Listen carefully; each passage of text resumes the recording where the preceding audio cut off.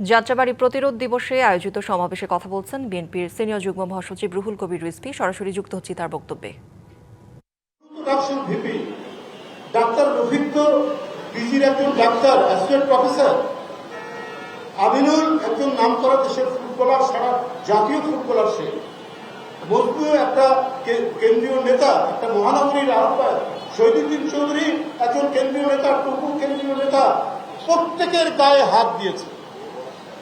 শুধু আমি, নজরুল ইসলাম খান আর আমির খুসরো মাহমুদ চৌধুরী ছাড়া আমার মনে হয় এমন কেউ নেই। এমনকি যে বাবুল ভাইয়ের কথা বললাম, এদের এদের এদের প্রত্যেকের গায়ে হাত দেওয়া হয়েছে। নুরু তো ঘুরিয়ে ঘুরিয়ে হয়েছে। বলেনি আমি জিনিসটা বলা উচিত না, তবুও বললাম যে শেখ হাসিনার নিষ্ঠুরতা কত হতে পারে।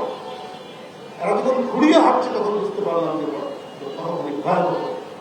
মানে শেখ হাসিনার পুলিশ হতে পারে, এবং শেখ হাসিনা নিজে বলে দিত।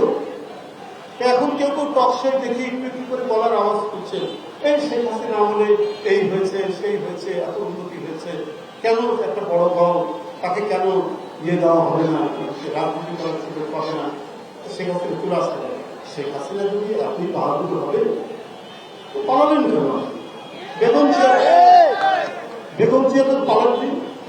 মইনুল আহমেদ কত চেষ্টা করেছে, ফখরুদ্দিন আহমেদ সাহেব কত চেষ্টা করেছে, থ্রেট করেছে, হুমকি দিয়েছে, নিজে বছরের পর বছর জেল খেটেছেন। তো শেখ হাসিনার কাছে আত্মসমর্পণ করেনি, ওনার অন্যায় আবদারের কাছে মাথা নত করেননি বেগম জিয়া। নগদ নিয়ে এলো হার না মানা হার অফার। সর্বনিম্ন 10,000 টাকা রেমিটেন্স নগদে পাঠালে থাকছে স্বর্ণের হার জেতার সুযোগ।